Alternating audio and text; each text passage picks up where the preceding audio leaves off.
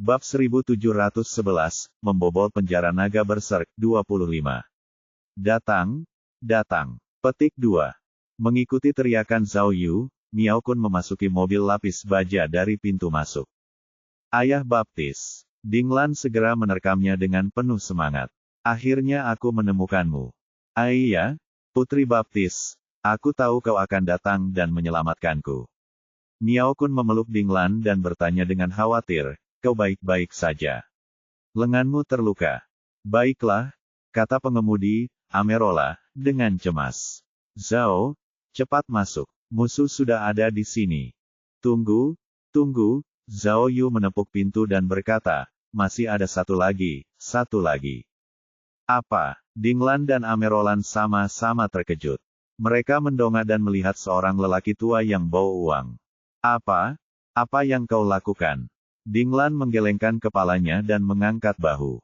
Mengapa kau membawa satu lagi? Hehe, izinkan aku memperkenalkanmu. Miao Kun menunjuk ke arah lelaki tua berambut putih yang baru saja masuk dan berkata, ini adalah mantan orang terkaya di dunia kita, Tuan Juelonde. Apa? Mata Ding Lan membelalak. Amiola tidak bisa menutup mulutnya. Ya Tuhan, bahkan Gena melompat keluar dari kabin penembakan dengan ekspresi tidak percaya.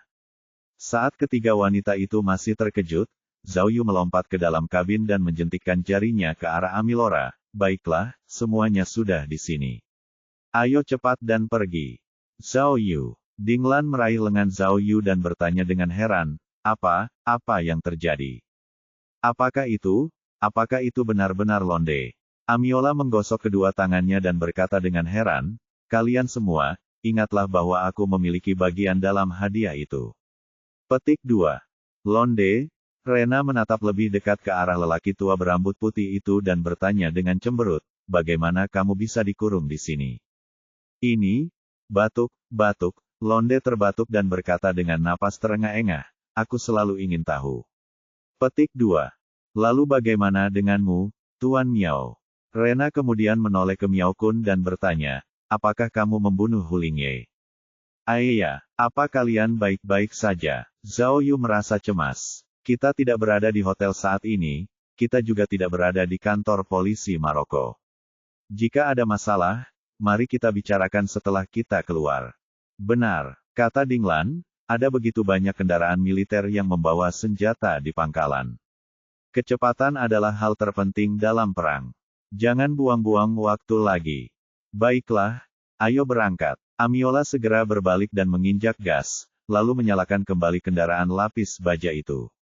Saat sejumlah besar pengejar sudah berhamburan dari tempat parkir, Amerolaya tidak punya pilihan selain terus bergerak maju, sampai ke gerbang utama penjara. Ketika mereka tiba di area penjara, mereka terkejut melihat penjara sudah berubah menjadi berantakan. Karena api di ruang makan belum bisa dikendalikan, sebagian besar rumah telah terbakar. Api membumbung tinggi ke angkasa dan asap tebal mengepul. Yang lebih parah lagi, entah kenapa, para tahanan yang dievakuasi ke lapangan malah berkelahi dengan para sipir penjara, dan suasana menjadi sangat kacau. Di seberang kendaraan lapis baja, semua orang bisa mendengar teriakan, tembakan, dan jeritan gila. Ya Tuhan, Miao Kun menatap Zhao Yu dengan tidak percaya, lalu bergumam, apa yang telah kau lakukan? Zhao Yu tidak menjawab, tetapi mengangkat bahunya tanpa daya, menunjukkan bahwa dia tidak tahu. Cepatlah, cepat. Pada saat ini, Amerolaya berteriak kepada orang banyak, seseorang yang tahu cara mengisi meriam. Aku akan menembakkan meriam ke gerbang penjara. Dengan cara ini, kita semua bisa melarikan diri dari rumah jahat ini. Ya, semua orang saling memandang. Hanya Miao Kun yang melangkah maju dan berkata, aku akan melakukannya. Setelah mengatakan itu, dia membuka kotak amunisi, mengeluarkan selongsong peluru kaliber kecil, dan dengan cekatan melepaskan selongsong peluru. Kemudian, dia memasukkan selongsong peluru itu ke dalam meriam. Amiola segera memutar balik mobilnya dan langsung menuju gerbang penjara. Wow, luar biasa. Zhao Yu mengacungkan jempol padanya. Kau tahu ini. Sudah kubilang aku murid terbaik. Kata Miao Kun dengan bangga. Sebenarnya, aku juga bisa melakukannya, Tiba-tiba Londe menyela, hanya saja aku sudah tua dan tidak bisa menggerakkannya. Perhatian, perhatian, semuanya, duduk, teriak Amiola dengan gugup. Musuh punya senjata berat, senjata berat. Sebelum Amiola sempat menyelesaikan kata-katanya, semua orang mendengar suara meriam di kejauhan. Kemudian, serangkaian peluru ganas menghantam kendaraan lapis baja itu. Karena pelurunya terlalu kuat, mobil itu tiba-tiba terbakar, dan seluruh kendaraan lapis baja itu bergetar hebat. Aduh, oh. Semua orang tidak dapat duduk dengan benar dan langsung terlempar ke sana kemari, yang membuat mereka terlihat sangat memalukan. Dia marah.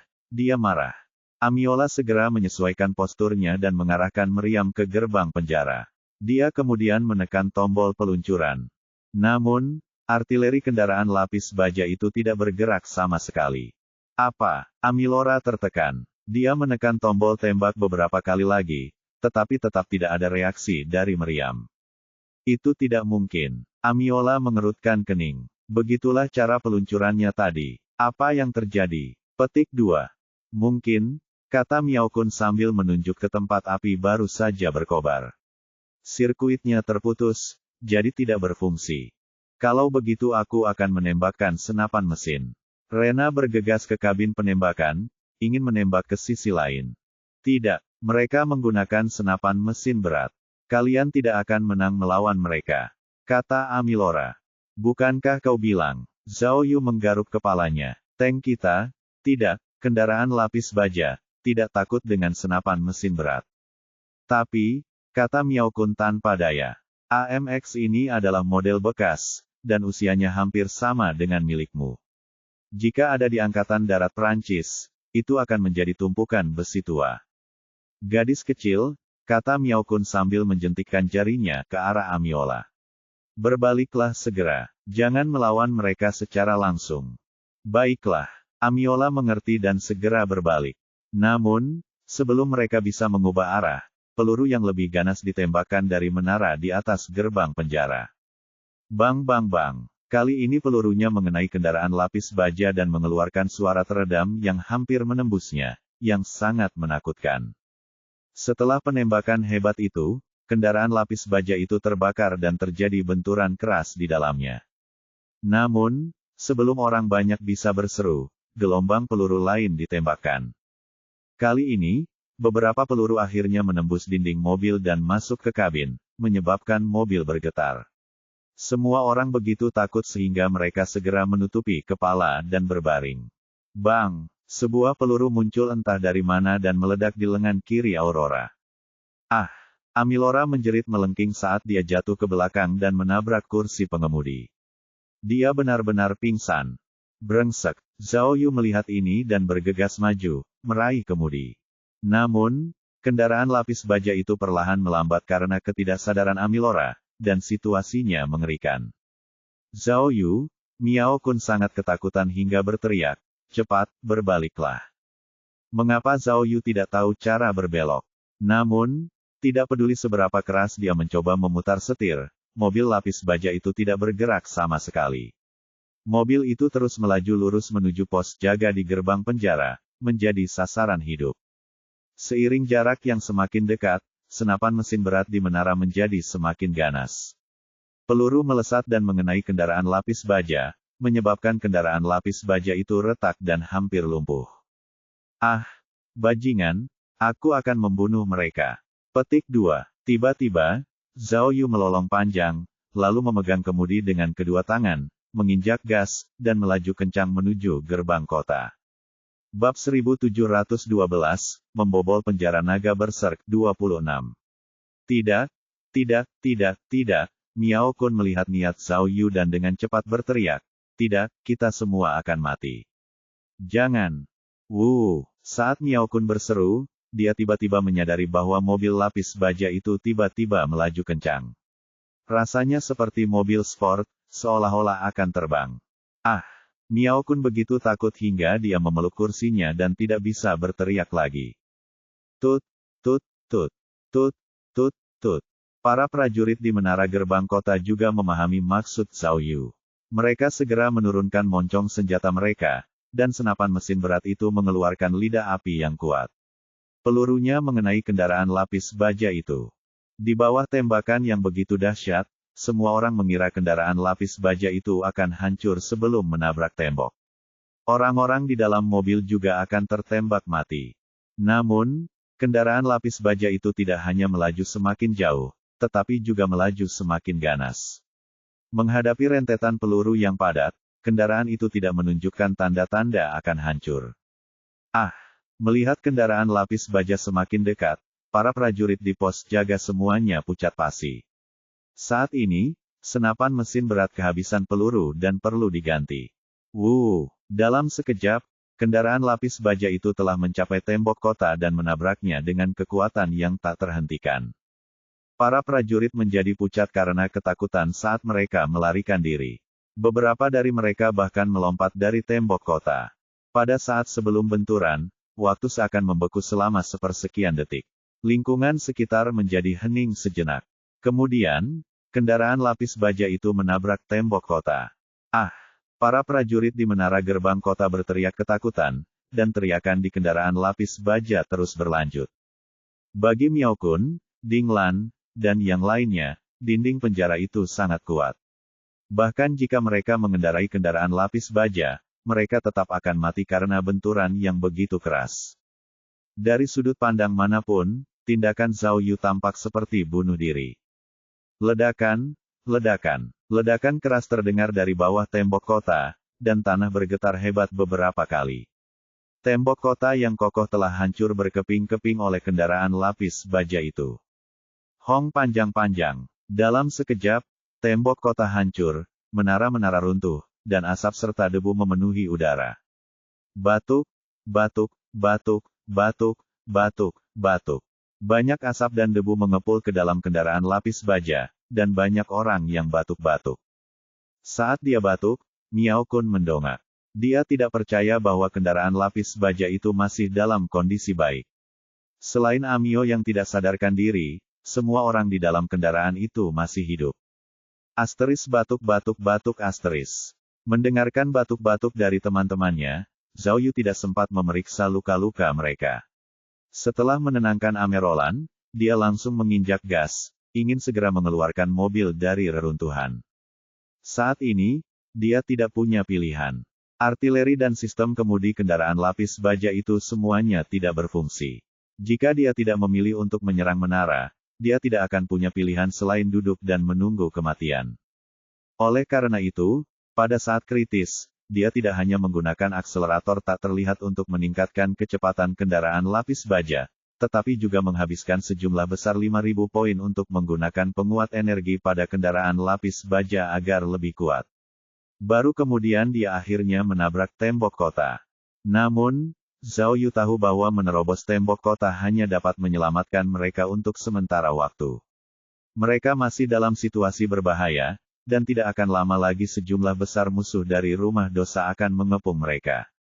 Oleh karena itu, prioritas utamanya adalah mengusir kendaraan lapis baja itu. Namun, runtuhnya tembok kota telah mengubur kendaraan lapis baja itu di reruntuhan dan bebatuan. Jika bukan karena penguat energi, kendaraan itu pasti sudah rata dengan tanah. Pada saat itu, Zhao Yu kembali mengaktifkan pedal gas, dan mobil lapis baja itu meraung. Meskipun batu yang menekan mobil itu sedikit mengendur, mustahil untuk keluar dari reruntuhan itu. Mundur. Akhirnya, Miao Kun yang berpengalaman berkata, mundurkan mobilnya. Mari kita lihat apakah gigi mundur masih bisa digunakan. Batuk, batuk, batuk. Zhao Yu tiba-tiba mengerti, dan segera memindahkan gigi untuk memundurkan mobil lapis baja itu. Mobil lapis baja itu memiliki roda beroda, yang berbeda dari roda. Mobil itu dapat terus bergerak hanya dengan sedikit traksi. Benar saja, setelah kendaraan lapis baja itu mundur, bebatuan di sekitar kendaraan itu sedikit mengendur. Tak lama kemudian, Zhao Yu kembali meletakkan perlengkapan di depannya. Ia terus melakukannya maju mundur, dan mobil lapis baja itu akhirnya berhasil keluar dari reruntuhan. Namun, karena ada masalah pada arah kendaraan, kendaraan lapis baja itu tidak dapat mengubah arah dan hanya bisa bergerak maju dalam garis lurus. Di depannya, masih ada tumpukan batu bata dan puing yang menghalangi jalannya. Jadi, Zhao Yu memutuskan untuk memacu mobil lapis baja itu mundur sejauh tertentu, lalu menabraknya lagi. Kali ini, selama mereka bisa menerobos rintangan, kendaraan lapis baja itu akan bisa meninggalkan penjara dan memasuki padang pasir. Dengan begitu, setidaknya peluang mereka untuk melarikan diri akan meningkat. Namun, harapan datang dengan cepat, tetapi juga hancur dengan cepat. Tepat saat Zhao Yu memundurkan mobilnya, sebuah roket ditembakkan dari arah penjara tanpa peringatan apapun. Wuss! Roket itu mengeluarkan kilatan api saat menuju langsung ke kendaraan lapis baja. Apa-apaan ini? Zhao Yu terkejut. Dia tidak tahu mengapa alarm darurat tidak berbunyi kali ini. Melihat roket itu terbang ke arahnya, Zhao Yu tidak punya pilihan selain beralih ke gigi maju dan memaksimalkan akselerator sehingga kendaraan lapis baja itu akan menabrak reruntuhan lagi. Ledakan, ledakan, ledakan, ledakan. Dengan dua ledakan keras, kendaraan lapis baja itu menabrak reruntuhan, dan roket menghantam kendaraan lapis baja itu pada saat yang sama. Ah! Sisi kendaraan lapis baja itu miring ke atas, bagian dalam kereta berguncang hebat, kabelnya korsleting dan terbakar, rak-raknya miring, pelurunya berserakan, dan semua orang juga tertabrak. Itu benar-benar kacau. Untungnya, roket itu tidak mengenai mobil sepenuhnya. Karena Zhao Yu cepat menghindar, roket itu hanya mengenai rel. Namun, rel lama tidak sanggup menahan benturan tersebut dan langsung hancur, tidak bisa bergerak lagi. Oh, Zhao Yu juga pusing karena benturan tadi. Dia segera berbalik dan bertanya, semuanya, apakah semuanya baik-baik saja? Apakah kalian masih bisa bergerak? Kita, Dinglan juga terpukul keras. Dia segera menutupi kepalanya dan berkata dengan susah payah, kita harus keluar. Jika ada yang lain, kita tidak akan bisa mengambilnya. Petik 2. Mendengar hal ini, Zhao Yu mencoba beberapa kali lagi, tetapi mesin mobil lapis baja itu mati, jadi tidak ada cara untuk menyalakannya. Baiklah, cepatlah, ayo kita keluar dari sini, kata Zhao Yu sambil mengambil Amerolan yang pingsan itu. Saat mereka sedang berbincang, Dinglan sudah membuka palka, sedangkan Gena membuka palka kabin penembakan dan memanjat keluar. Tak lama kemudian, Zhao Yu dan 6 orang lainnya telah keluar dari kendaraan lapis baja. Di bawah dampak yang begitu serius, mereka semua menderita berbagai tingkat cedera, dan tampak sangat malu. Pada saat yang sama, sejumlah besar prajurit telah bergegas keluar dari penjara. Dari kejauhan, itu adalah misa hitam besar. Sudah berakhir, Rena berbaring di tumpukan kerikil dan menggelengkan kepalanya dengan putus asa. Tidak ada harapan kali ini. Petik 2. Apakah kamu masih punya senjata? Kita bisa lari, kata Dinglan. Kita bisa cari mobil di luar. Ayo pergi. Namun, tidak ada seorang pun yang menanggapi teriakan Dinglan. Mereka semua terluka. Amerolaya tidak sadarkan diri, dan Londe sudah tua dan tidak bisa bergerak sama sekali. Dalam keadaan seperti itu, mereka bahkan tidak bisa bergerak sedikit pun. Lagi pula, di luar penjara itu tidak ada dataran datar. Ada banyak penjaga dan pengawal di sana. Mereka tidak punya kesempatan untuk melarikan diri. Astaga, Zhao Yu mengumpat dalam hatinya. Dia memikirkannya dan segera berhenti di bar perangkat darurat dalam benaknya. Dia bertanya-tanya apakah dia harus terbang tanpa terlihat dan kemudian pergi ke dekatnya untuk merampok mobil. Petik 2. Dia tidak punya pilihan lain. Dalam situasi yang sulit, dia hanya bisa melakukan yang terbaik. Jadi, dia mengendalikan pesawat nirawak tak kasat mata yang telah dilepaskannya sebelumnya dan bersiap untuk mencari kendaraan terdekat, berencana untuk melakukan satu perlawanan terakhir. Namun, saat dronenya lepas landas, tiba-tiba drone itu mengeluarkan cahaya merah dan kemudian menghilang. Hah! Melihat gambar statis di layar, Zhao Yu menjadi gila. Dronenya belum berakhir, jadi mengapa tiba-tiba menghilang? Dengung, dengung, dengung, dengung. Detik berikutnya, dia tiba-tiba mendengar suara baling-baling helikopter. Dia mendongak dan terkejut melihat 2 helikopter terbang di atas kepala mereka. Bab 1713, Membobol Penjara Naga Berserk 27. Apa? Mustahil. Setelah melihat helikopter itu, Zhao Yu akhirnya mengerti apa yang terjadi. Ternyata drone miliknya telah dihancurkan oleh helikopter yang tiba-tiba terbang di atas. Apakah ada kesalahan? Bagaimana mungkin sesuatu yang tak terlihat bisa rusak? Benar-benar. Tetapi, setelah melihat dua helikopter melayang di atas kepalanya, Zhao Yu tidak bisa menahan perasaan lebih tertekan.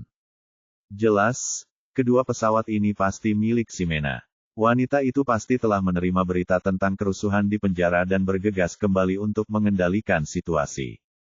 Selain itu, kedua pesawat ini bukan pesawat biasa. Mereka adalah helikopter militer dengan senapan mesin dan rudal. Mereka tampak sangat mewah. Aku sudah selesai. Kali ini, bahkan Zhao Yu benar-benar putus asa.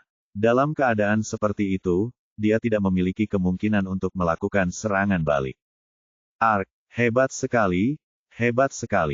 Namun, saat melihat helikopter itu, Miao Kun menunjukkan ekspresi yang sama sekali berbeda dari Zhao Yu. Dia melambaikan tinjunya dengan penuh semangat dan berkata, dia akhirnya ada di sini. Kita diselamatkan. Apa-apaan ini? Zhao Yu menepuk kepalanya dan berpikir dalam hati, ayah mertua, apa yang kamu tahu? Mungkinkah kamu masih berpikir bahwa helikopter itu ada di sini untuk menyelamatkan kita?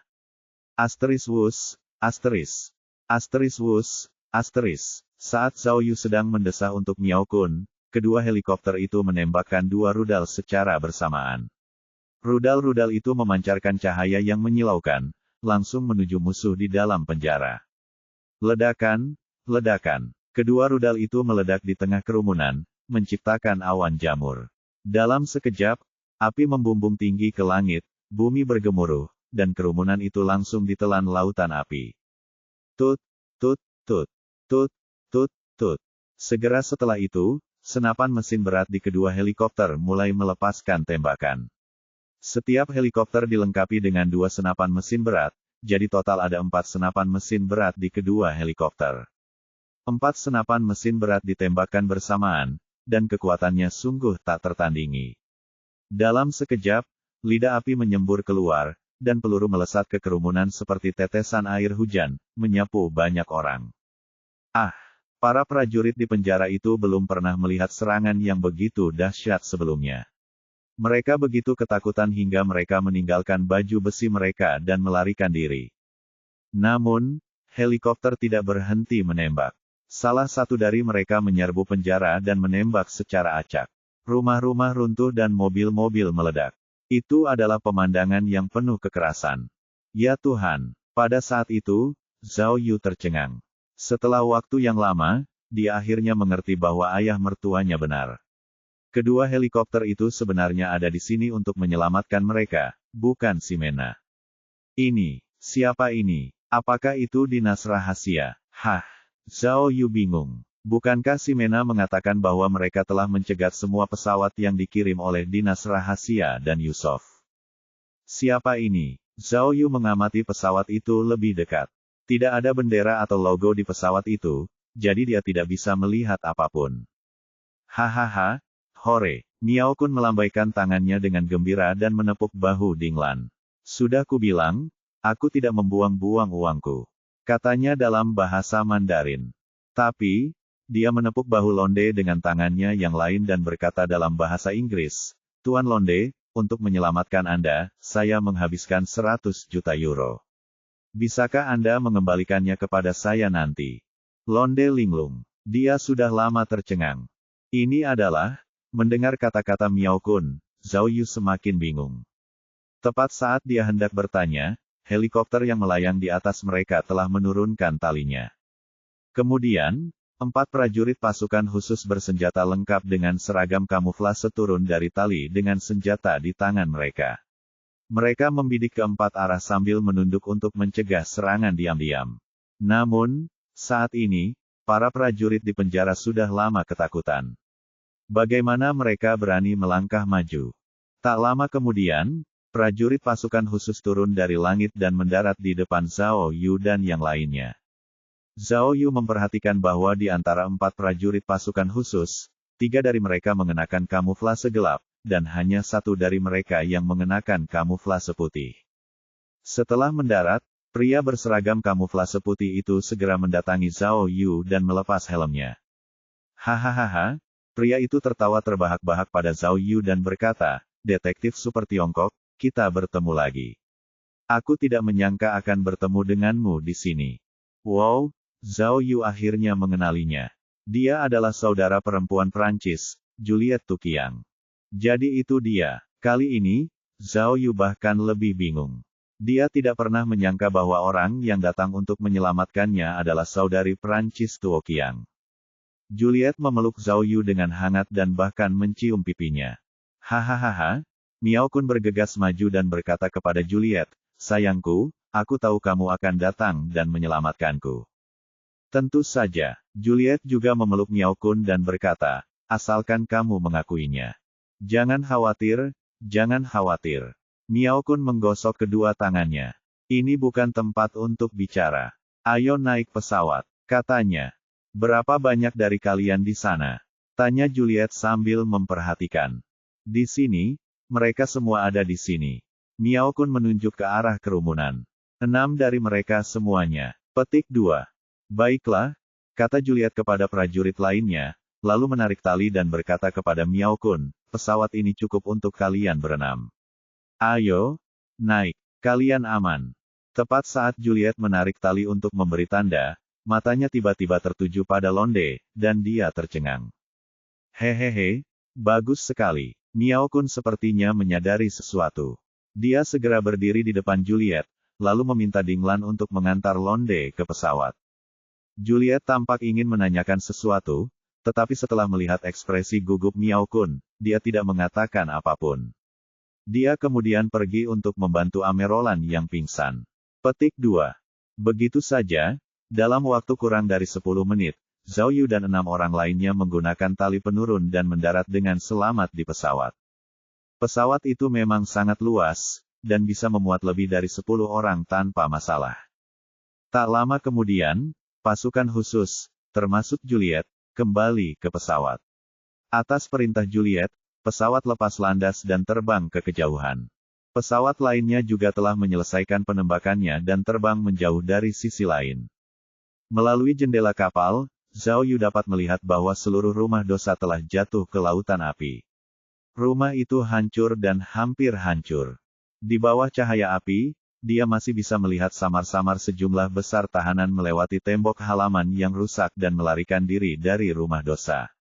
Namun, gurun itu begitu luas sehingga yang menanti mereka bukanlah fajar, melainkan kegelapan yang lebih abadi. Namun, apapun yang terjadi, dia akhirnya bisa pergi. Di masa depan, dia tidak akan bisa masuk penjara lagi. Zhao Yu menarik napas dalam-dalam dan melihat kembali ke dalam kabin. Dia melihat Juliet telah mengirim seorang dokter untuk memeriksa luka Amerora, sementara Gena sedang merawatnya. Dilihat dari ekspresi Rena, luka tembak Amelia seharusnya tidak menjadi masalah besar. Dia hanya pingsan karena benturan di kepalanya. Miao Kun sedang mendiskusikan sesuatu dengan Juliet di kokpit. Zhao Yu melihat bahwa Dinglan telah duduk bersama Londe, jadi dia menghampiri dan bertanya kepada Dinglan. "Kakak, ada apa dengan pesawatnya?" Zhao Yu menyuarakan keraguannya, kapan Miao Kun menghubungi Juliet. "Ah, kamu tidak tahu." Dinglan penasaran, jadi dia akhirnya memberinya jawaban.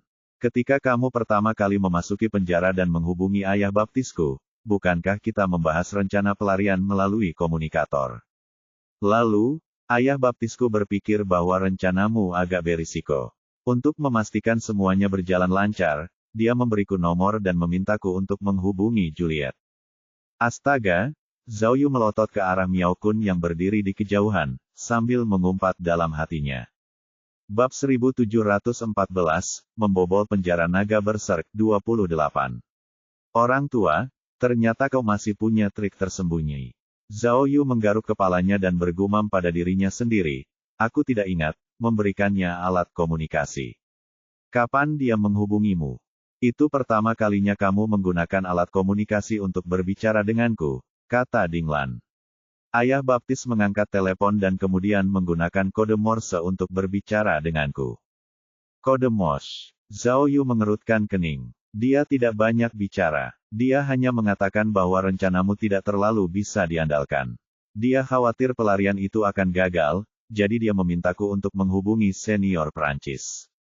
Dia bilang hanya dia yang bisa membantu. Kenapa? Zhao Yu masih tidak mengerti.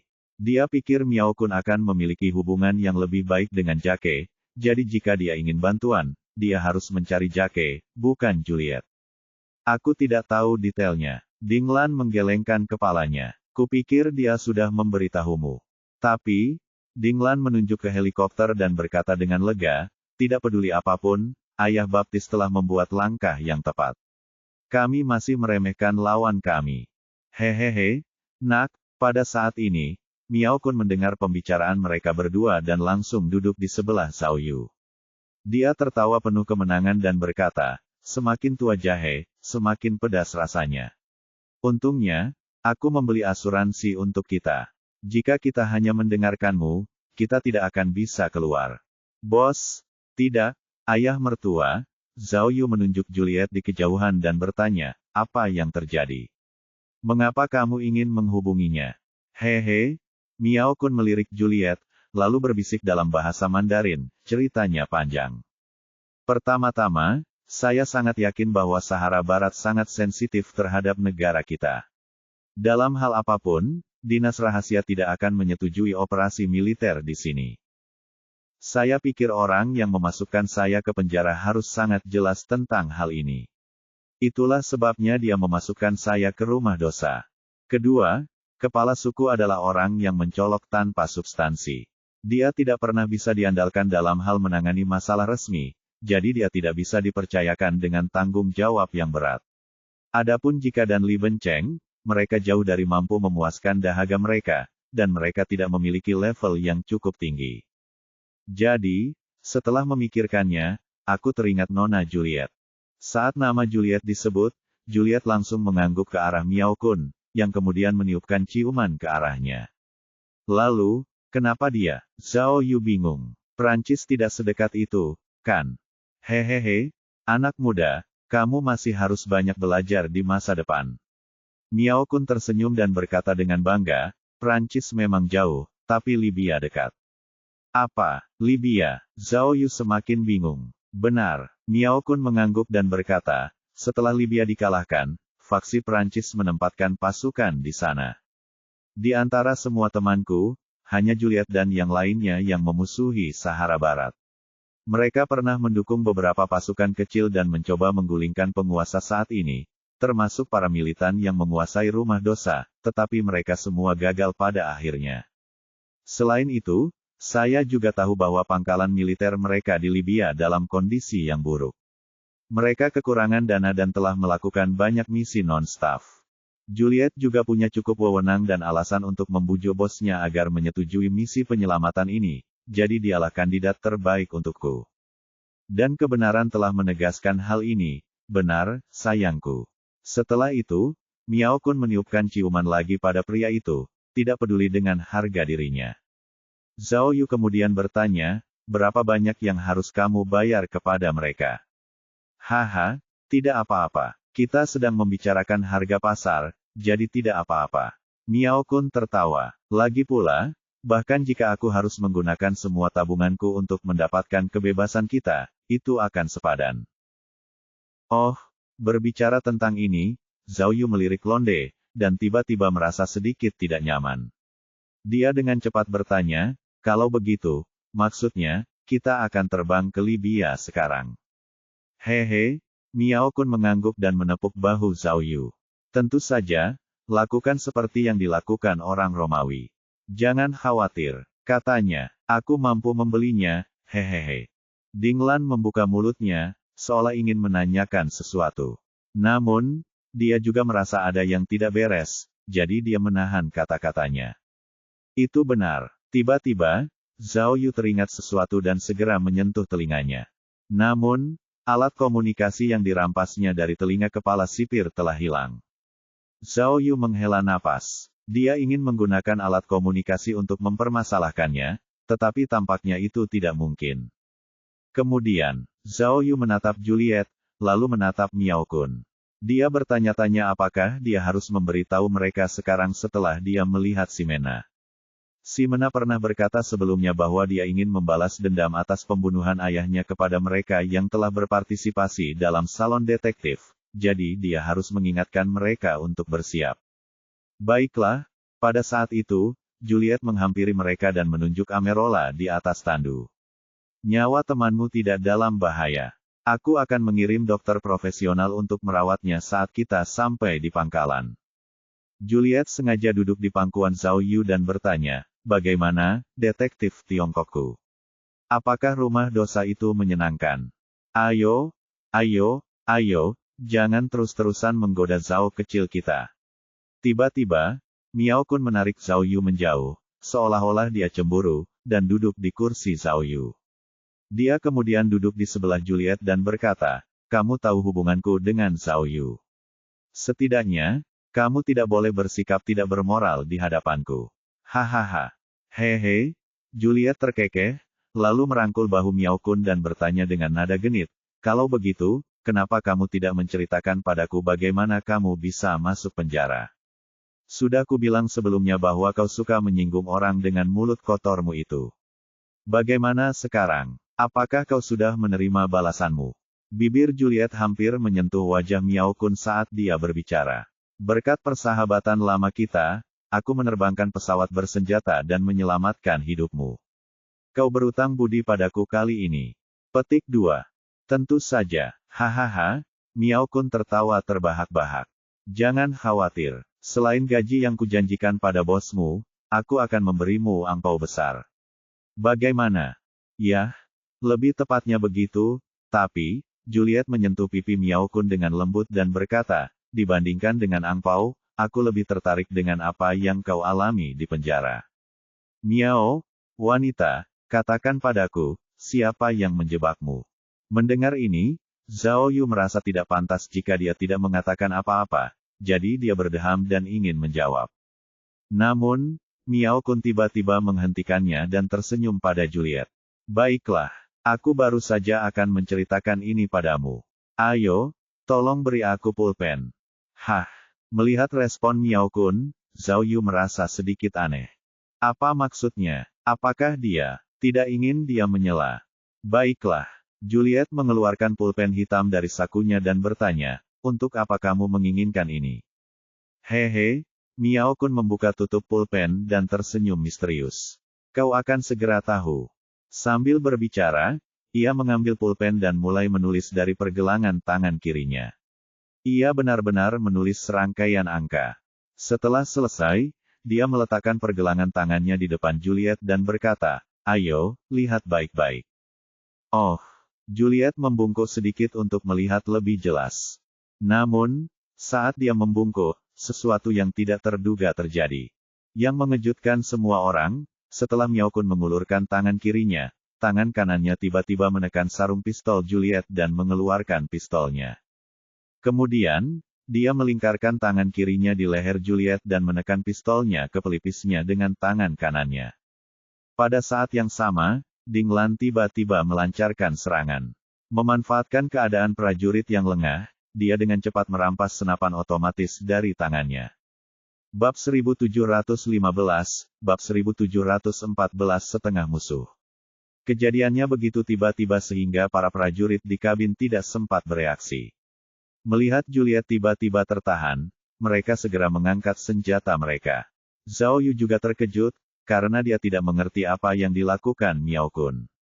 Sama seperti Zhao Yu, Rena dan Londe juga terkejut. Mereka tidak tahu mengapa suasana di kabin, yang tadinya harmonis dan ambigu, tiba-tiba berubah menjadi tegang.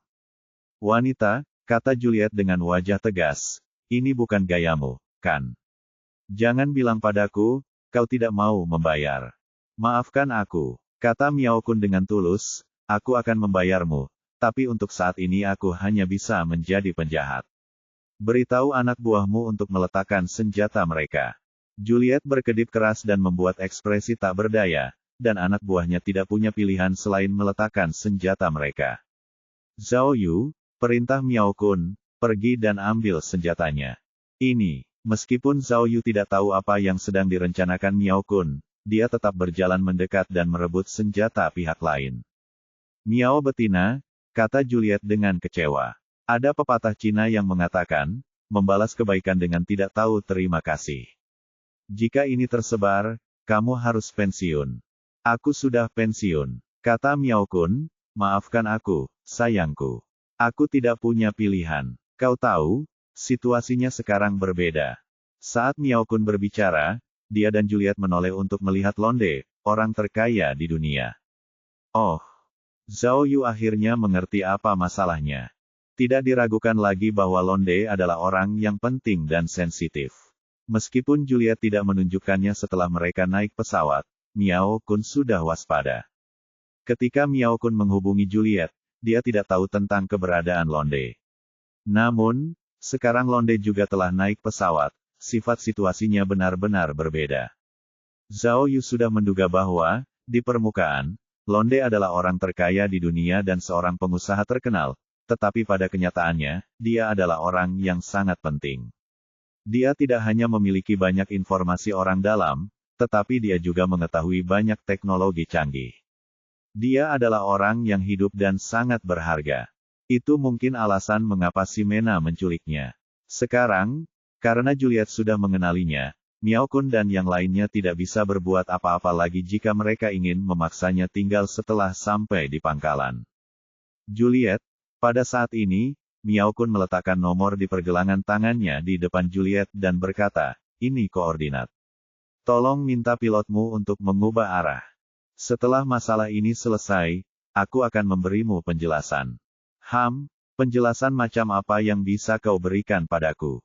Juliet menggelengkan kepalanya dan berkata, Miao, kau telah mengecewakanku. Kita telah bekerja sama selama bertahun-tahun. Apa kau tidak percaya padaku? Maafkan aku, kata Miao Kun dengan tenang, bukannya aku tidak percaya padamu, tapi aku tidak percaya pada bosmu.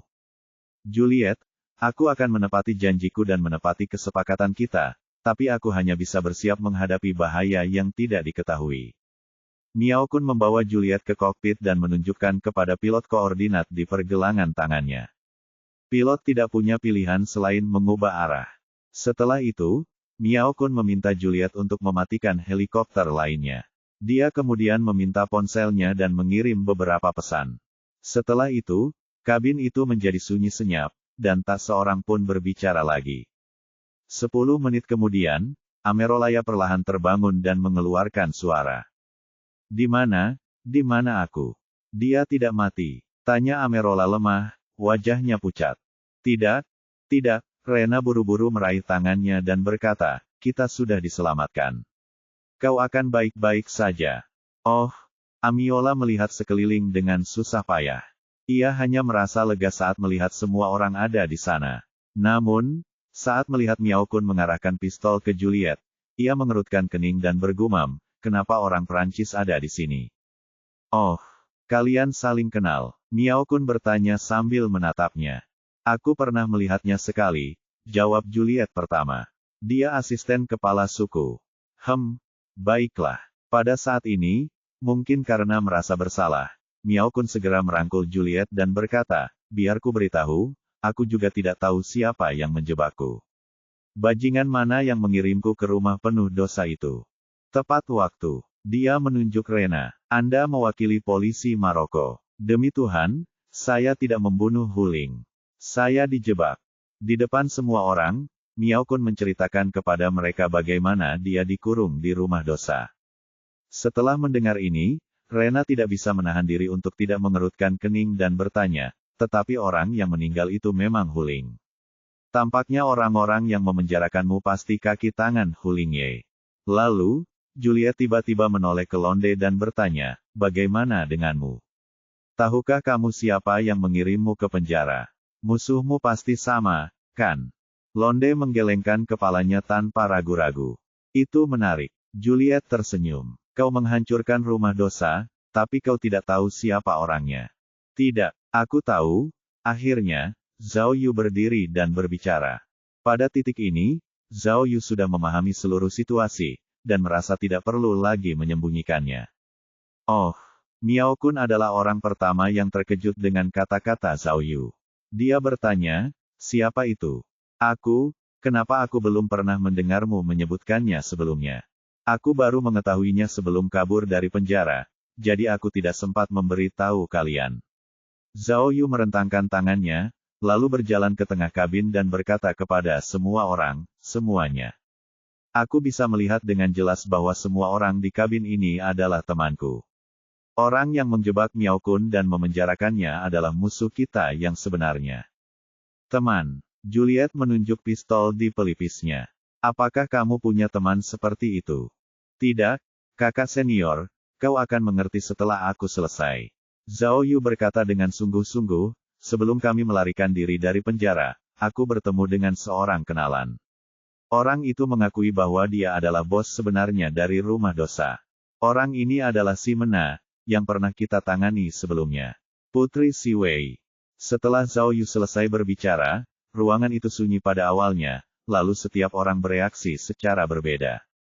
Pertama, Tuan Londe sedikit gemetar dan mengulangi pertanyaannya, apakah Anda berbicara tentang Si Wei? Jadi itu dia. Siapa dia? Rena tampak penasaran. Aku belum pernah mendengar satupun dari mereka.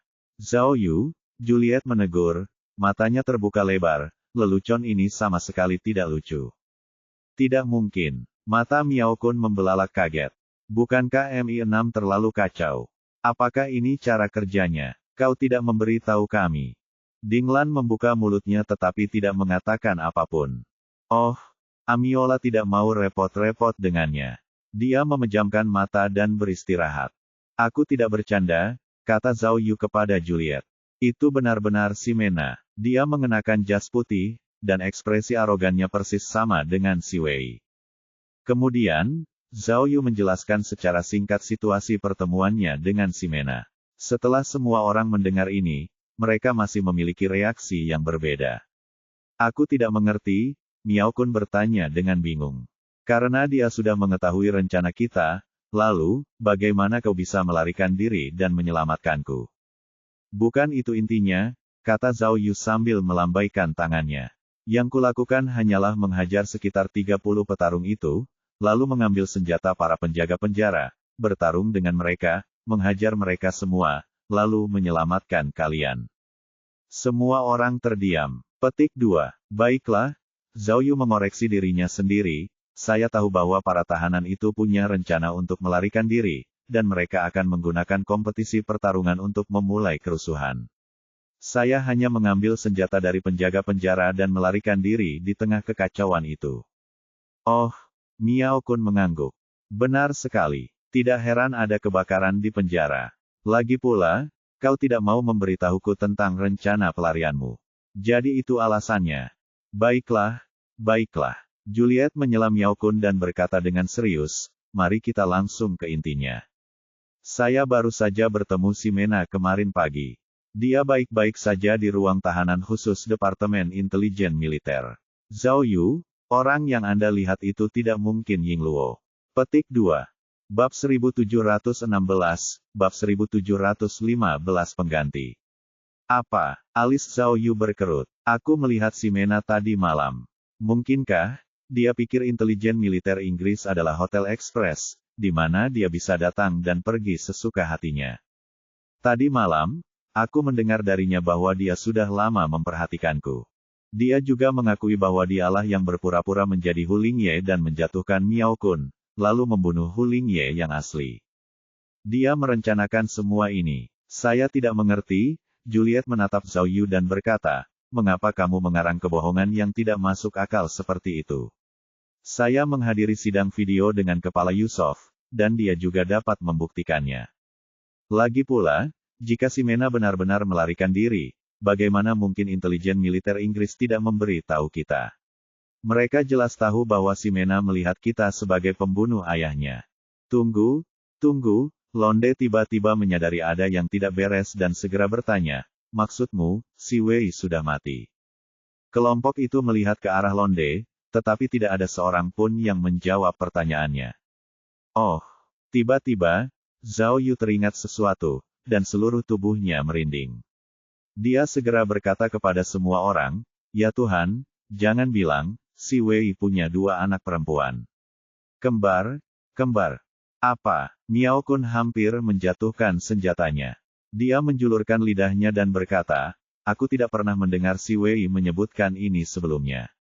Dia melahirkan lebih lambat dariku, dan sepertinya aku memberinya hadiah. Maksudmu? Tanya Juliet, matanya terbelalak. Simone, yang dikurung di kantor intelijen militer Inggris, adalah pengganti. Apakah dia benar-benar melarikan diri? Ya Tuhan, jangan sampai Departemen Intelijen Militer mendengar ini. Mereka akan menganggapnya sebagai penghinaan.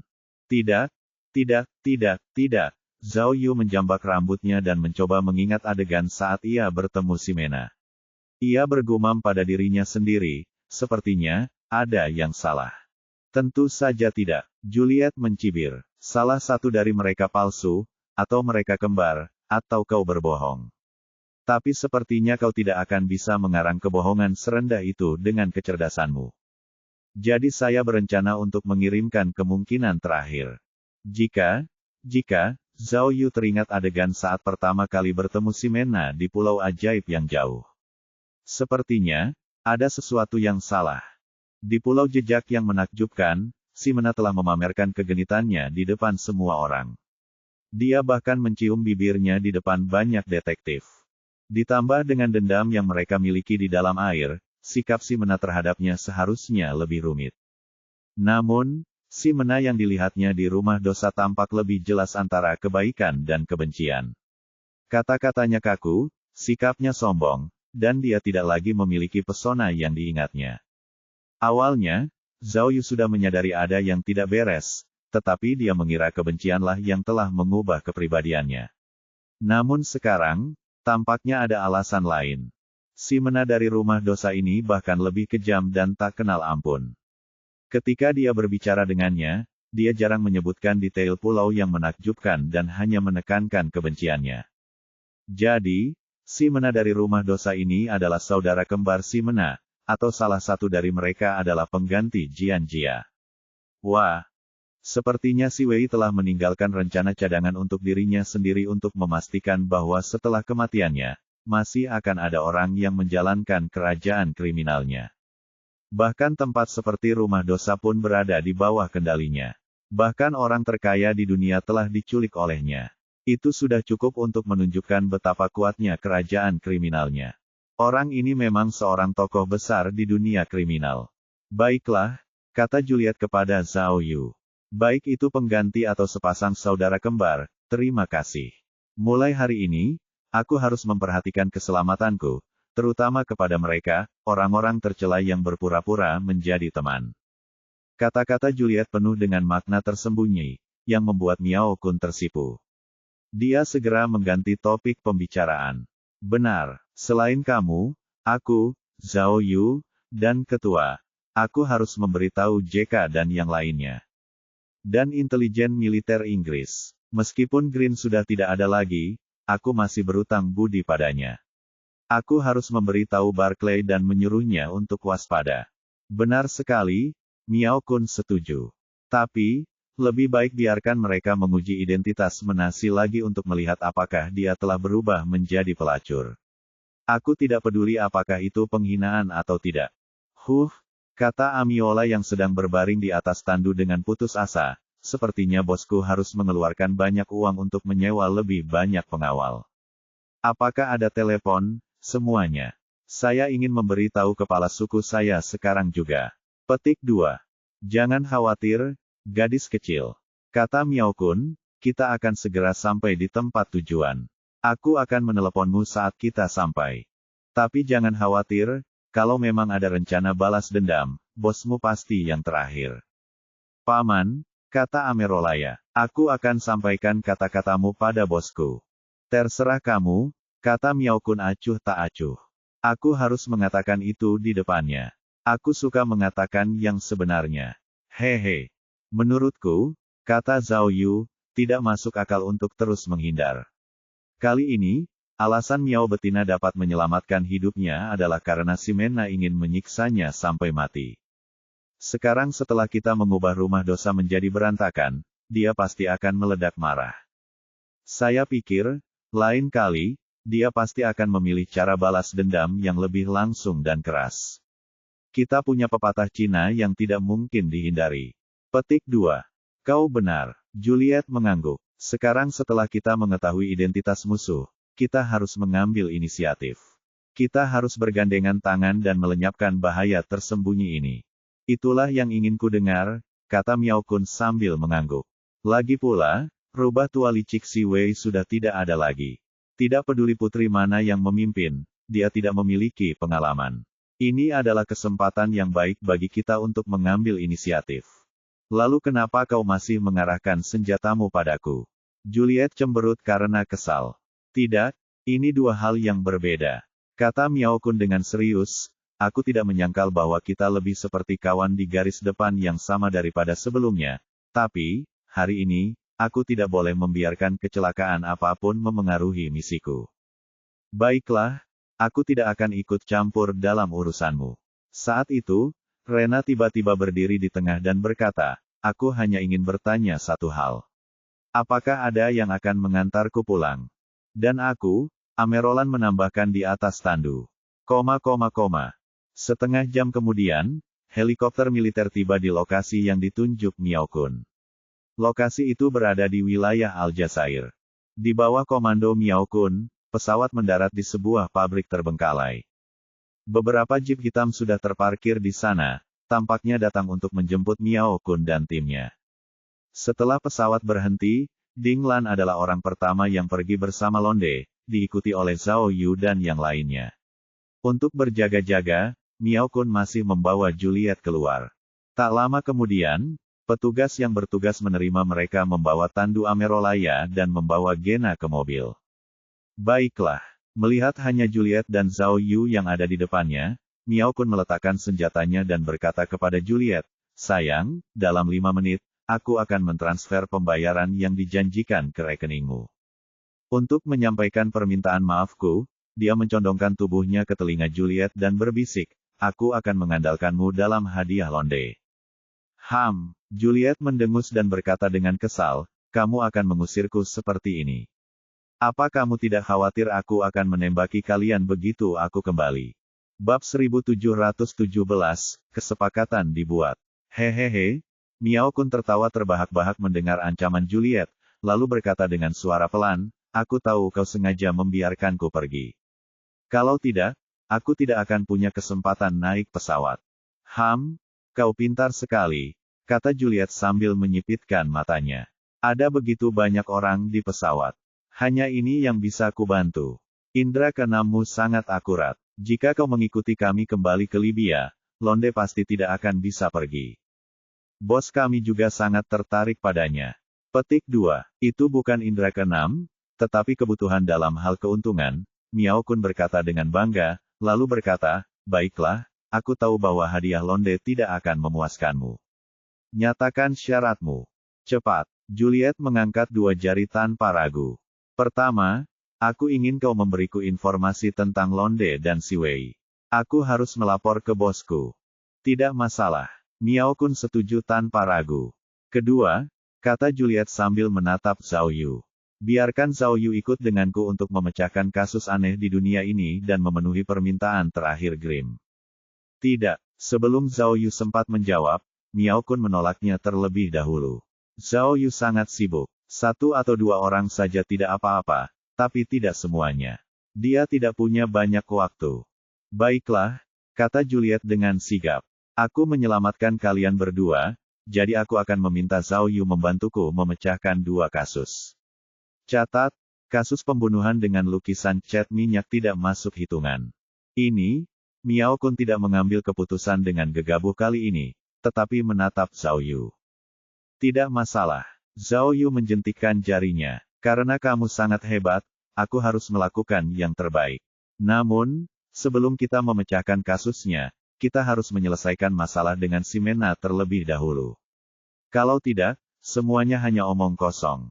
Baiklah, setuju. Juliet menatap mereka dengan jenaka dan berkata, orang-orangku mengawasi di pesawat, jadi kita tidak berjabat tangan. Baiklah, kalau begitu mari kita berciuman di bibir. Miao Kun mendekatkan wajahnya, Tapi yang dia dapatkan sebagai balasannya bukanlah bibir merah Juliet, tapi tamparan kecil dan ringan. Saya harap Anda dapat menepati janji Anda. Juliet mengangkat alisnya dan berkata, pastikan untuk mentransfer hadiah uang londe ke rekening pribadi saya. Saya akan memberitahu Anda nomor rekeningnya nanti. Setelah mengatakan itu, suster senior Prancis berbalik dan pergi. Tubuhnya yang sudah montok tampak semakin tinggi dan besar. Melihat Juliet naik pesawat, Zhao Yu dan Miao Kun-sen menghela napas lega. Tak lama kemudian, helikopter militer itu berputar-putar di udara selama beberapa saat sebelum terbang ke angkasa dan meninggalkan tempat yang jauh. Ayah mertua, kata Zhao Yu sambil menunjuk wajah Miao Kun. Jika aku Juliet, aku akan menggunakan lebih banyak kekuatan saat menamparnya. Pergilah ke neraka. Apa kau tidak mendengar apa yang dia katakan? Miao Kun bertanya dengan puas. Jika dia tidak bertengkar dengannya, dia tidak akan bisa membawa londe pergi. Seorang pria sejati mengejar seorang penjahat. Aku tidak salah menjadi penjahat. Tahukah Anda, meskipun si Mena telah menginterogasi londe selama 6 tahun, kepada pemerintah berbagai negara, dia tetap merupakan orang yang sangat dicari dengan potensi yang tak terbatas. Nilainya jauh melebihi upah yang kami tawarkan. Lalu, Zhao Yu bertanya dengan rasa ingin tahu, apa kesepakatan yang kau buat dengan londe? Mengapa kau begitu putus asa? Hehe, Miao Kun menepuk bahu Zhao Yu dan tersenyum misterius. Kau akan tahu nanti. Awalnya saya pikir hilangnya londe disebabkan oleh para pejabat. Sekarang setelah saya tahu itu dendam pribadi, saya jadi lebih tenang. Oh, meskipun Miao Kun tidak mengatakannya dengan jelas, Zhao Yu dapat menebak bahwa Long Di pasti memiliki beberapa kerja sama penting dengan Miao Kun saat itu, tetapi hal itu tertunda karena hilangnya Long Di. Sekarang setelah mereka tahu bahwa pemerintah tidak berada di balik ini dan perusahaan londe beroperasi secara normal, tentu saja ada kemungkinan untuk melanjutkan kerjasama. Baiklah kalau begitu, Zhao Yu berpikir sejenak, lalu bertanya, karena kita di sini hanya untuk londe, mengapa kita membawa Amiola dan Rena? Mengapa kamu tidak meminta Juliet untuk membawa mereka pulang? Hehe, kau menanyakan hal yang sudah jelas, nak. Miao Kun tertawa. Kau terus-terusan menatap kedua gadis itu, jadi kalian pasti dekat. Apa kau akan merasa tenang jika aku meminta Juliet untuk mengantar mereka pulang? Zhao Yu menatapnya dengan jijik. Menurutku, kamu hanya tidak ingin mereka menghabiskan terlalu banyak waktu dengan Juliet, kan? Kamu takut Juliet akan tahu lebih banyak. Hehe, kau benar-benar hebat. Miao Kun tertawa jahat, lalu menjelaskan, Nona Lola adalah salah satu orang SUFU. Aku harus melindunginya. Soal Rena, aku cuma mau jelasin aja. Lagi pula, sebagian bisnisku ada di Maroko, jadi aku nggak bisa terlalu keras sama mereka. Petik 2. Oh, benarkah? Zhao Yu berpikir dalam hati, kau tidak tahu betapa banyak masalah yang telah ditimbulkan Dinglan dan aku di Maroko. Jika kau tahu, kau akan menjadi gila. Baiklah, perjalanannya masih panjang. Kita masih punya jalan panjang. Miao Kun melingkarkan lengannya di bahu Zhao Yu, dan mereka berdua berjalan menuju jeep yang datang untuk menjemput mereka. Tuan, kata salah satu agen dinas rahasia kepada Miao Kun sambil memegang telepon di tangannya. Ini telepon dari petugas Li Jing. Baiklah. Miao Kun mengambil ponselnya dan masuk ke dalam mobil. Yang lain masuk satu persatu, dan mobil pun menyala. Ya, aku sudah keluar dari penjara, kata Miao Kun sambil duduk di kursi. Meskipun dia mengenakan seragam penjara, dia telah mendapatkan kembali aura mantan taipannya. Dia mulai menjelaskan apa yang terjadi pada Li Jing. Saat itu, mobil melaju di sepanjang jalan utama pabrik menuju gerbang. Sebelum melewati gerbang, mereka harus melewati pintu yang panjang dan sempit. Tanpa diduga, setelah mobil memasuki pintu, tiba-tiba berbelok ke kanan dan berbelok ke lorong bawah tanah. Ini, Zhao Yu melihat bahwa, ketika dua mobil yang mereka tumpangi berbelok ke lorong bawah tanah, dua mobil lain yang persis sama melewati pintu dan keluar dari pabrik. Oh, Zhao Yu menyadari bahwa tim penyelamat pasti khawatir pesawat Juliet akan melacak mereka, jadi mereka menggunakan dua mobil lainnya sebagai perlindungan sementara mereka tetap berada di pabrik. Terowongan bawah tanah itu tidak terhubung ke ruang bawah tanah atau tempat parkir, melainkan ke pabrik besar yang kosong. Di tengah pabrik, ada pesawat kecil yang diparkir. Wah, menakjubkan, menakjubkan. Setelah melihat pesawat itu, Zhao Yu tidak bisa tidak mengagumi kejelian ayah mertuanya. Dia berpura-pura menjadi orang palsu di luar, tetapi rencana evakuasi yang sebenarnya ada di sini. Berdasarkan pengaturan staf resepsi, Zhao Yu dan yang lainnya segera naik ke pesawat, termasuk Amelia dan Rena. Namun, setelah dia naik pesawat tidak lepas landas tepat waktu. Sebaliknya, pesawat menunggu mobil di luar untuk menutupinya dan melaju lebih jauh. Setelah menunggu lebih dari 10 menit, setelah memastikan semuanya aman, pesawat membawa Zhao Yu dan yang lainnya keluar dari pabrik dan terbang ke langit biru. Saat pesawat terbang semakin tinggi, Zhao Yu melihat ke bawah melalui jendela kapal. Meskipun berada di wilayah Aljazair, ia masih dikelilingi oleh gurun Sahara yang tandus. Melihat padang pasir yang tandus, Zhao Yu tak kuasa menahan perasaan emosional. Memikirkan kembali pengalamannya di rumah dosa, tampaknya mirip dengan Fakraria. Hanya mereka yang pernah dipenjara yang bisa lebih menghargai kebebasan mereka. Meskipun sifat rumah dosa berbeda, bagaimanapun juga itu tetaplah penjara. Dia tidak ingin kembali ke tempat itu lagi. Saat dia sedang memikirkan hal ini, Zhao Yu tiba-tiba menyadari bahwa petualangan sampingannya telah berakhir. Aduh, tepat saat heksagram itu berakhir, Zhao Yu merasa frustrasi. Dia baru ingat bahwa dia lupa bertaruh pada poin dan perangkatnya saat membuka heksagram itu. Tapi untungnya, ketika Zhao Yu memeriksa tingkat penyelesaian petualangannya, serta poin dan perangkat yang diperolehnya kali ini, dia tersenyum puas. Bab 1718, Serangan Balik Terbaik. Kali ini, Zhao Yu telah mencapai tingkat penyelesaian yang tinggi yaitu 721%. Menerima 45 perangkat dengan berbagai level sebagai hadiah, dan hampir 10.000 poin. Meskipun dia lupa bertaruh pada poin dan item, dia tetap cukup puas dengan hasilnya. Mengambil poinnya sebagai contoh, kolom total poin sekarang menunjukkan bahwa ia memiliki 29.720 poin, yang merupakan satu langkah lebih dekat ke standar peningkatan 100.000 poin. Di rumah dosa, untuk memperkuat berbagai perangkat, Zhao Yu telah menghabiskan sejumlah besar poin. Sekarang, dia tidak hanya telah mengisi kembali poin yang telah dia gunakan, tetapi dia juga telah memperoleh hampir 10.000 poin lebih banyak dari sebelumnya. Dia tentu saja merasa puas. Jika melihat 45 item hadiah, hadiah-hadiah itu juga hemat biaya, 5 baju anti peluru yang tak terlihat, 3 pesawat tak terlihat, 2 jubah tak terlihat, 4 alarm darurat. Hampir semuanya adalah item umum.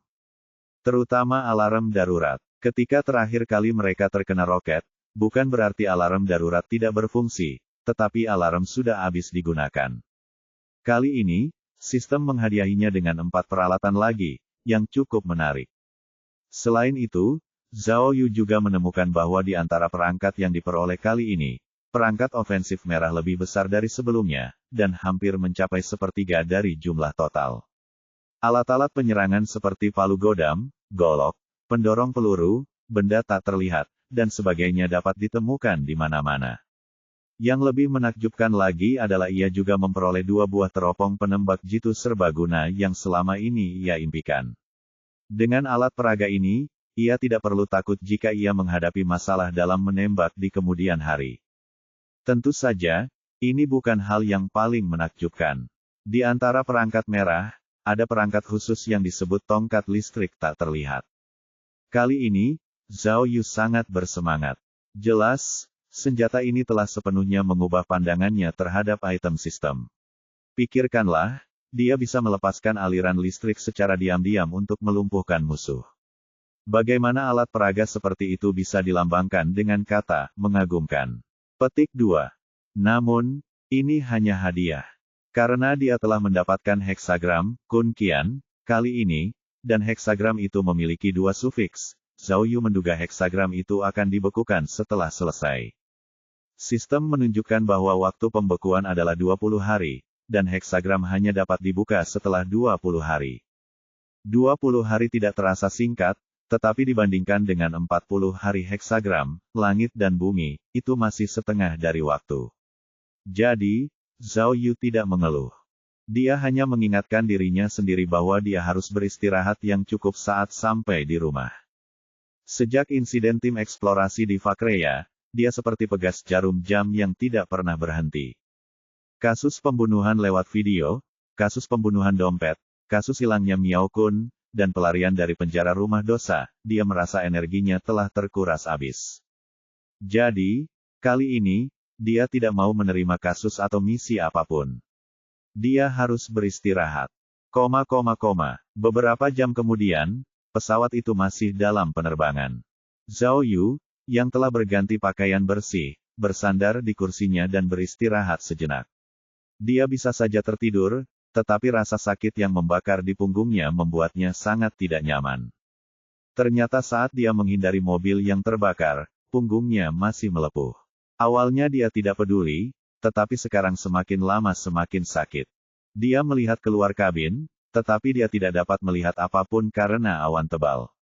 Dia masih belum begitu mengerti kemana pesawat itu akan pergi. Pesawat sekecil itu, seharusnya tidak mungkin untuk terbang langsung kembali ke China, kan? Lagi pula, Miao Kun sudah berjanji untuk mengirim Rena pulang. Namun, Zhao Yu bertanya kepada beberapa anggota staf, tetapi dia tidak mendapat jawaban. Mendengar perkataan Zhao Yu, Miao Kun berdiri dari depan kabin dan berjalan ke arah Zhao Yu. Baiklah, kata Miao Kun sambil menunjuk ke depan. Aku sudah menjelaskannya kepada Nona Rena, tapi, kalian bersenang-senang di Maroko. Ada nyawa yang hilang. Sepertinya saya akan kehilangan sejumlah uang lagi. Saya tidak boleh kehilangan bisnis saya. Ayah mertua, Zhao Yu melihat tidak ada seorang pun di sekitar, jadi dia bertanya dengan suara pelan, kita akan terbang kemana? Amiola butuh penyembuhan. Hehe, jangan khawatir. Apa kau tidak tahu bagaimana aku menangani berbagai hal? Miao Kun tersenyum dan berkata, kita berangkat dari Aljazair. Jika Juliet masih memikirkan kita, dia pasti akan mengira kita akan pergi ke bandara di Aljazair. Tapi kenyataannya, kami sudah terbang kembali ke Maroko. Ah, kau akan pergi ke Maroko. Zhao Yu mengerutkan kening. Kita bisa mengirim Rena pulang, tapi kurasa bukan ide bagus untuk kembali ke Maroko. Tizamo atau apalah itu masih mengejar kita. Petik 2. Hehe, apakah aku sebodoh itu? Biar ku beritahu, kata Miao Kun dengan suara rendah, kita akan terbang menyeberangi Mediterania menuju Silvilia. Kita sekarang berada di Spanyol. Wah, Spanyol. Zhao Yu memikirkan peta dunia dan merasa itu agak jauh. Aku akan memberitahumu berita lain, kata Miao Kun. Londe baru saja memberitahuku bahwa dia mengetahui beberapa rahasia Si Wei, jadi dia bisa membantu kita dengan rencana balas dendam kita. Oh, Zhao Yu mengangguk. Sepertinya hubungan Londe dan Si Wei cukup baik. Kau benar, kata Miao Kun. Awalnya, mereka adalah mitra, tetapi kemudian, mereka berpisah karena pendapat yang berbeda. Hehehe, sepertinya aku pernah melihat cerita ini di serial TV sebelumnya. Setelah itu, Londe menjadi orang terkaya di dunia, tetapi Si Wei berpikir bahwa Londe telah mencuri kreativitas dan bisnisnya, dan dengan demikian menyimpan dendam. Dan bagian yang paling melodramatis adalah bahwa Londe bahkan menikahi wanita yang paling dicintai Si Wei. Sial, ini sangat melodramatis. Zhao Yu mengungkapkan pendapatnya, Si Mengna berkata bahwa balas dendam tidak selalu berarti membunuh, tetapi membuatnya putus asa. Itulah sebabnya mereka mengurung Londe di penjara dan menyiksanya. Selain itu, aku juga bisa mendapatkan beberapa informasi rahasia darinya. Tuhan memberkati, kata Miao Kun dengan gembira. Untungnya, aku selamat. Kalau tidak, aku dan Londe pasti akan mengalami nasib yang sama. Jadi, kamu harus berterima kasih padaku. Zhao Yu mengambil kesempatan itu untuk berkata. Jika aku tidak mempertaruhkan nyawaku untuk menyelamatkanmu, di mana lagi kamu akan menemukan menantu yang sangat baik sepertiku? Hehe, Miao Kun tertawa. Kita ini keluarga, jadi kita tidak boleh bersikap begitu sopan. Pergilah ke neraka. Wajah Zhao Yu menegang. Kau berbicara tentang keluarga sekarang. Tidak bisakah kau setidaknya memberiku setengah dari hadiah 1 miliar londe? Apa yang kau bicarakan? Miao Kun berkata sambil tersenyum palsu. Miao Miao adalah putriku satu-satunya. Semua uangku akan menjadi milikmu di masa depan. Jangan berikan itu padaku. Zhao Yu melambaikan tangannya, lebih baik menghabiskan uangmu sendiri. Kurasa kita harus menyelesaikan masalah ini dengan baik. Baiklah, baiklah, jangan khawatir. Miao Kun kembali serius. Bagianmu memang harus, tapi kita harus bekerja sama dengan Londe dulu. Jadi, Miao Kun melihat sekeliling lagi, lalu berkata dengan suara yang sangat pelan, saat kita sampai di Silvilia, aku akan menyuruh seseorang mengantarmu pulang. Sedangkan untuk kita akan langsung pergi ke Amerika Serikat.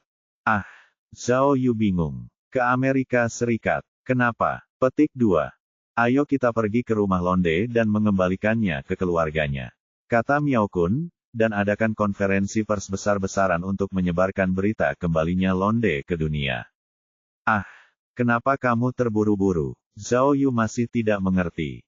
Benar sekali, kata Miao Kun. Kita tidak bisa menunggu lebih lama lagi. Begitu si menena tahu Londe hilang, dia pasti akan berusaha menghentikannya. Jadi, kita harus membawa Londe pulang sebelum dia melakukan sesuatu dan membuat masalah besar. Oh, Zhao Yu akhirnya mengerti dan langsung mengacungkan jempolnya. Bagus, itu langkah yang sangat bagus. Jika Londe kembali ke rumah dengan selamat, dia akan dapat dengan berani bersaksi melawan kejahatan si Wei. Dengan cara ini, dia akan dapat menekan si Mena.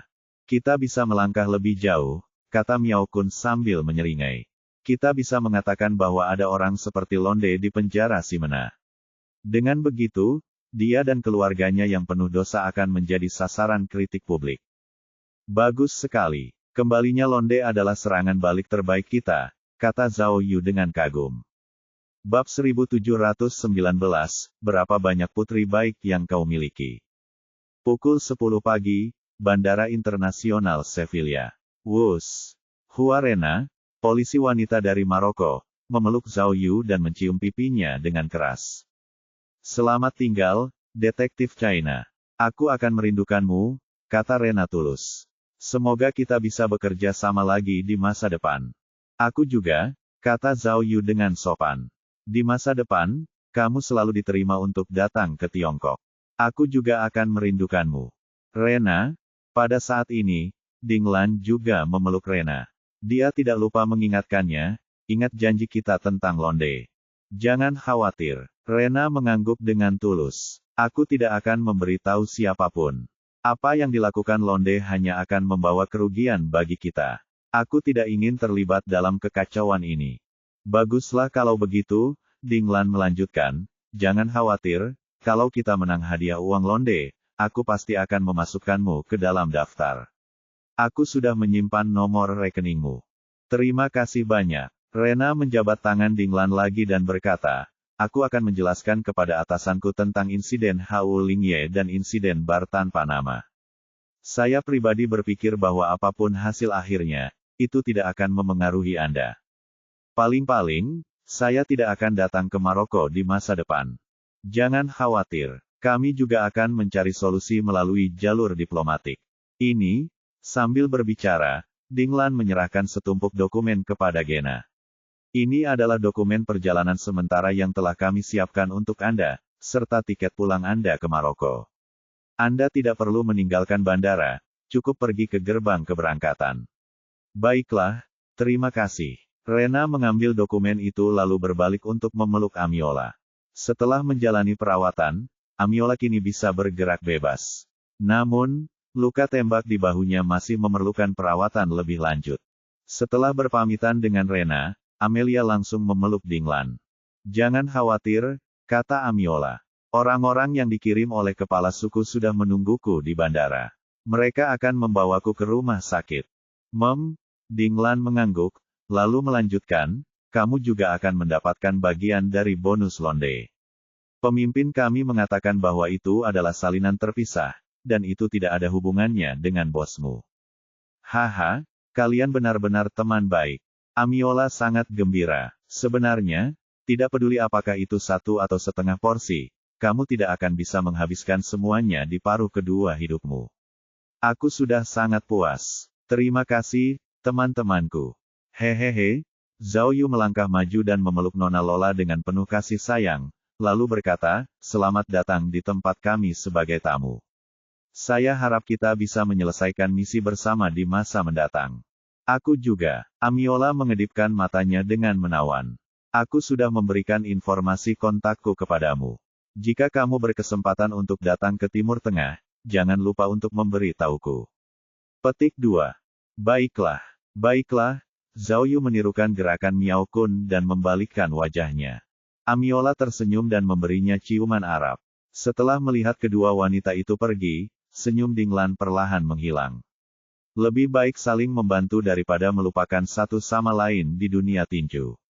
Lebih baik tidak bertemu lagi untuk beberapa hal. Oh, apa maksudmu? Zhao Yu bertanya dengan bingung. Saat kita bertemu lagi, kita mungkin bukan teman lagi. Dinglan menggelengkan kepalanya tanpa daya dan berkata, "Tidakkah kau pikir saat kau masuk penjara, mereka berdua tidak ada hubungannya denganmu? Mereka bisa saja berbalik dan pergi begitu saja. Tapi mereka semua tetap tinggal." "Ya," kata Zhao Yu, "kamu cukup setia." Apakah kamu pernah memikirkan alasan lain selain kesetiaan?" Oh, Zhao Yu terkejut. "Alasan apa?" "Saya tidak berpikir mereka melakukan ini karena kesetiaan." Dinglan tersenyum sedih. Mereka pasti menerima instruksi dari pemimpin mereka untuk bertahan sampai akhir dan mencari tahu jawabannya. Bos mereka juga ingin melihat bagaimana kita akan berakhir. Mari kita lihat apakah kamu dan Miao Kun dapat melarikan diri dari penjara. Mungkinkah Londe bersembunyi di rumah dosa? Namun, mereka tidak pernah menyangka bahwa mereka akan dikomplotkan, ditangkap oleh penjara, dan dikirim ke rumah kejahatan. Kali ini, jika bukan karenamu, jika bukan karena keputusan hati-hati Godfather untuk memanggil kakak senior Franz, aku khawatir, segalanya tidak dapat diprediksi.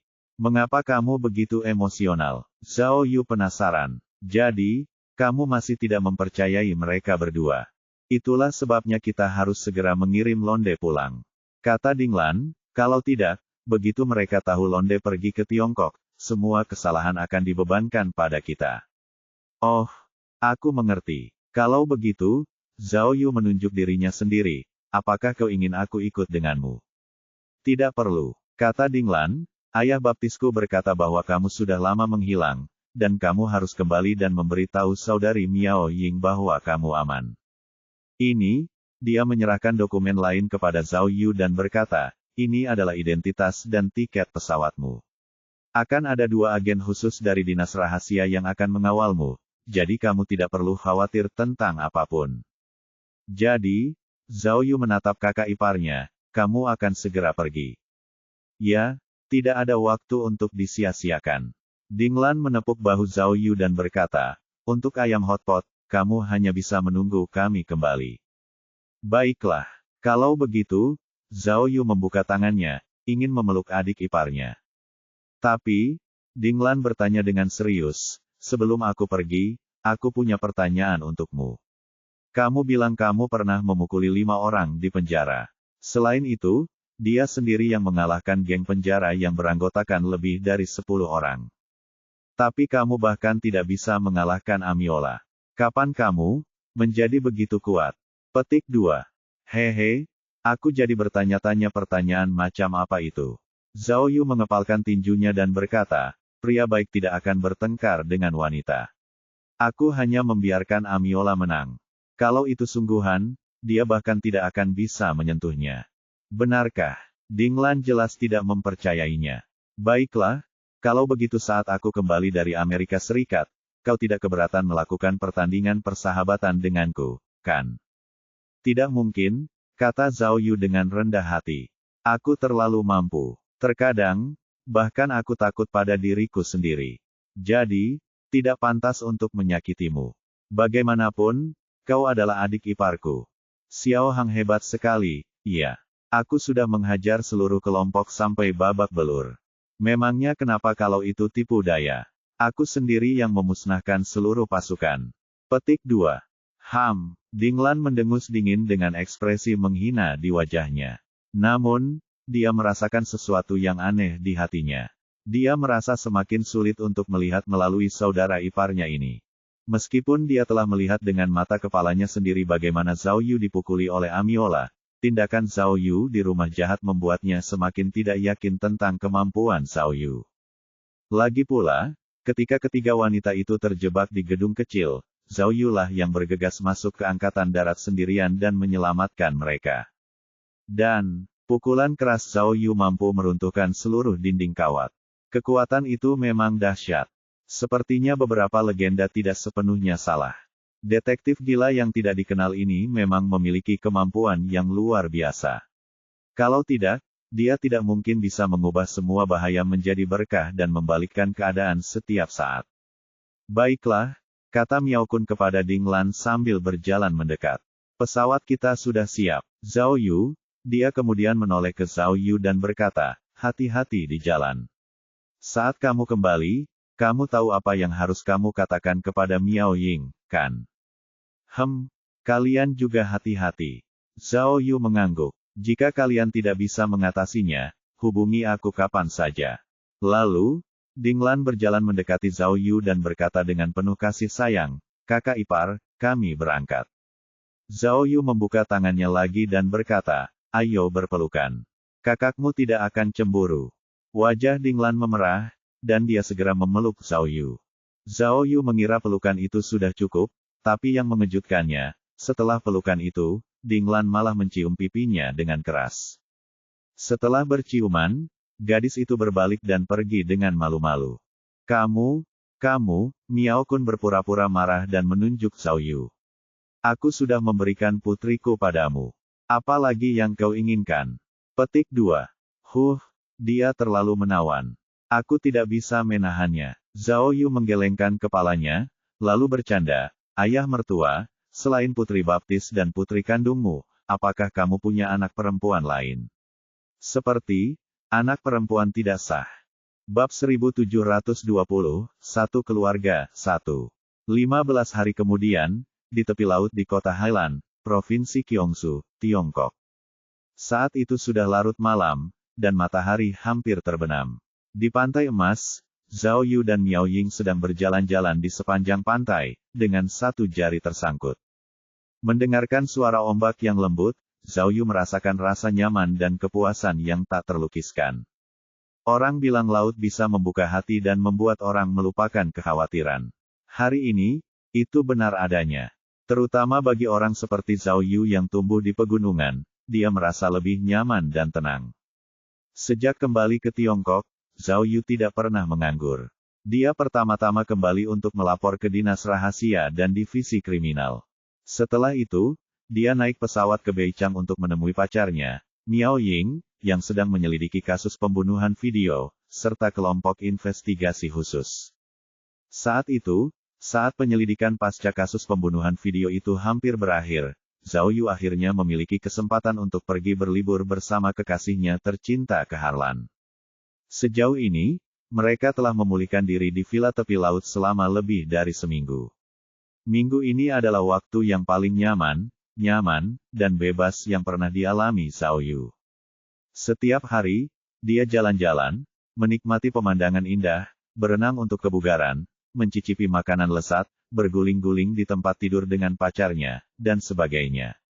Setiap hari sangat nyaman dan menyenangkan.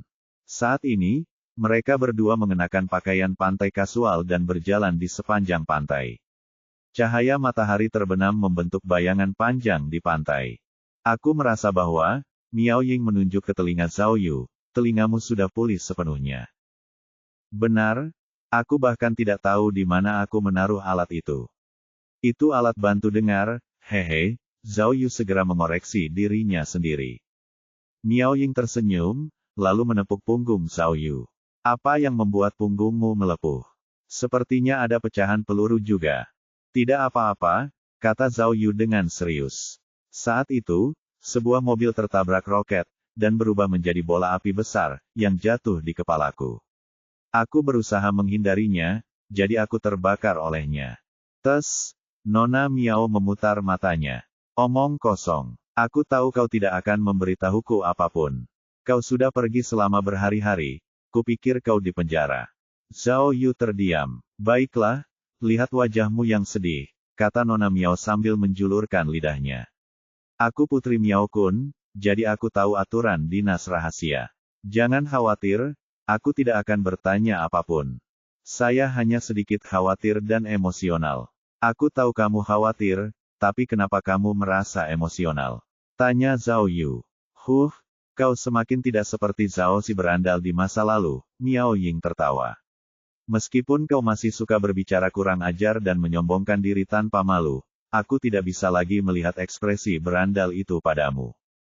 Oh, jadi, Zhao Yu tertawa jahat, kamu suka pang? Tidak, aku hanya merasa bahwa, kata Miao Ying dengan serius. Kamu lebih dewasa dari sebelumnya, semakin mirip ayahku. Oh, itu buruk, kata Zhao Yu, tampak khawatir. Orang tua itu sangat membosankan. Aku tidak ingin menjadi seperti dia. Kenapa aku tidak menjadi Zhao si berandal saja? Hehehehe, Zhao Yu mengusap telapak tangannya dan meneteskan air liur. Gadis kecil, kamu sangat tampan. Kemarilah dan bermainlah denganku, hahaha, katanya mesum. Lalu, Zhao Yu menerkam Nona Miao. Persetan denganmu, Miao Ying melemparkan Zhao Yu ke pantai dengan salto ringan, lalu mengejek Zhao Yu, jika kau ingin memanfaatkanku, maka kejarlah aku jika kau memiliki kemampuan. Baiklah, Zhao Yu segera bangkit dari pantai dan mengejarnya. Ketika aku menyusulmu, kau akan melihat bagaimana aku menghukummu, wahaha. Matahari mulai terbenam, dan suara tawa Zhao Yu masih dapat terdengar di pantai emas.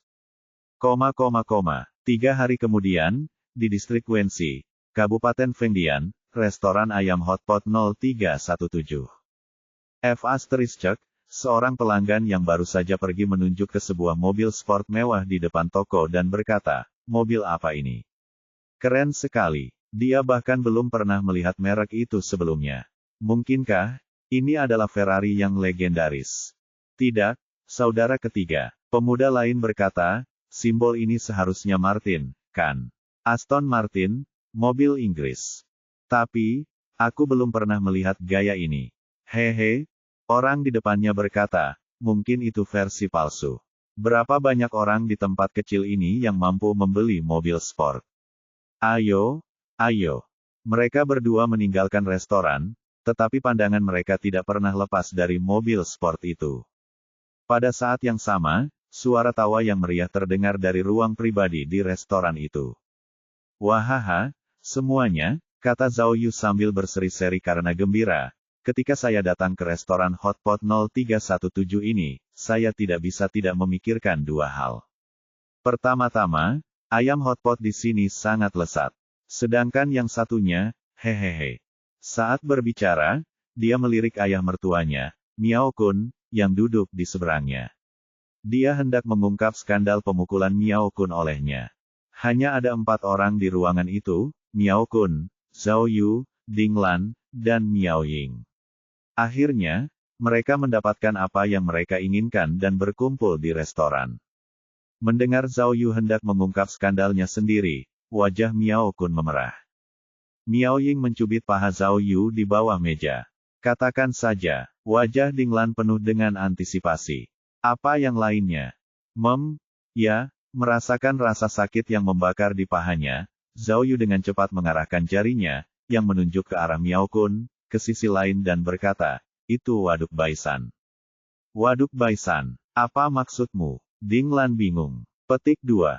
Kasus pemotongan Waduk Baisan. Miao Ying menjelaskan sambil tersenyum, itu adalah salah satu dari 5 kasus yang belum terpecahkan, dan itu satu-satunya kasus yang tidak melibatkan Zhao Yu. Oh, Ding Lan teringat.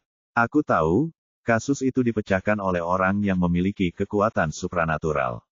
Selama orang itu menyentuh barang-barang milik orang yang sudah meninggal, dia akan dapat menemukan mayatnya.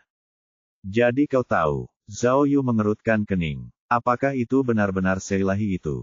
Sama seperti kasus Waduk Baisan, tempat mayatnya dipotong-potong, dapatkah setiap bagian tubuhnya ditemukan? Hei, kita makan. Miao Ying cemberut. Aku tidak yakin, Dinglan menggelengkan kepalanya dan berkata, tapi, apakah kamu tahu tentang selebriti Lan Chaiyan? Kudengar kasus Lan Chaiyan terkait dengan orang ini. Saya ingat, nama belakang pria itu adalah Zhou, dan semua orang di industri itu memanggilnya Bos Zhou. Awalnya, sepertinya stasiun TV itu juga menyiarkan programnya, tetapi kemudian, karena suatu alasan, itu tidak diketahui. Petik 2. Itu karena dia penipu. Hahaha. Kemudian, Zhao Yu mengangkat gelasnya. Jangan bicara soal kekuatan super lagi. Ini adalah kesempatan langka bagi kita untuk berkumpul sebagai keluarga. Ayo, gelas anggur ini harus dihabiskan. Hei, Miao Ying menghentikan Zhao Yu. Apakah kamu lupa mobil apa yang kamu kendarai ke sini hari ini? Kamu ingin minum dan menyetir. Cari pengemudi yang ditunjuk. Ayo, bersulang. Kemudian, Zhao Yu meneguk segelas bir dan berkata, saya akan minum dulu. Oh, Miao Ying menyeka keringatnya. Pengemudi mana yang berani mengendarai mobilmu?